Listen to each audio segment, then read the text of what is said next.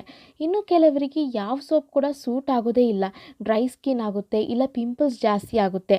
ಈ ರೀತಿ ಹಲವಾರು ಫೇಸ್ ಪ್ರಾಬ್ಲಮ್ಸ್ಗೆ ಈ ಒಂದು ಸೋಪ್ ಪರಿಹಾರ ಕೊಡುತ್ತೆ ಫ್ರೆಂಡ್ಸ್.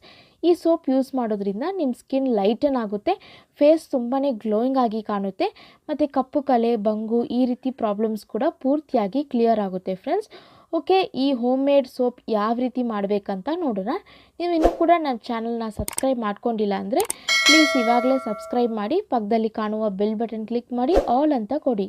ಈ ಸೋಪ್ ಮಾಡೋಕ್ಕೆ ನಮಗೆ ಮೇಯ್ನಾಗಿ ಬೇಕಿರೋದು ಬಾತಿಂಗ್ ಪೌಡರ್. ಇದಕ್ಕೆ ಉಪ್ತಾನ್ ಪೌಡರ್ ಅಂತಲೂ ಹೇಳ್ತಾರೆ. ಇದರ ಬಗ್ಗೆ ಡೀಟೇಲ್ ಆಗಿ ಒಂದು ವಿಡಿಯೋ ಆಲ್ರೆಡಿ ಅಪ್ಲೋಡ್ ಮಾಡಿದ್ದೀನಿ, ಬಟ್ ಇದನ್ನು ಹೇಗೆ ಪ್ರಿಪೇರ್ ಮಾಡಬೇಕಂತ ಕ್ವಿಕ್ಕಾಗಿ ನಿಮಗೆ ಎಕ್ಸ್ಪ್ಲೇನ್ ಮಾಡ್ತೀನಿ. 1 ಕಪ್ ಹೆಸರು ಕಾಳು, 1 ಕಪ್ ಕಡಲೆಬೇಳೆ, 1 ಕಪ್ ಅಕ್ಕಿ, 1 ಕಪ್ ಮೈಸೂರು ಬೇಳೆ ಅಥವಾ ಕೆಂಪು ಬೇಳೆ ಇದೆಲ್ಲ ತಗೊಂಡು ಮಿಕ್ಸಿಯಲ್ಲಿ ಹಾಕಿ ಪೌಡರ್ ಥರ ಚೆನ್ನಾಗಿ ಗ್ರೈಂಡ್ ಮಾಡ್ಕೋಬೇಕು. ನೆಕ್ಸ್ಟ್ ಈ ಗ್ರೈಂಡ್ ಮಾಡಿದ ಪೌಡರ್ಗೆ ಸ್ವಲ್ಪ ಮುಲ್ತಾನಿ ಮಿಟ್ಟಿ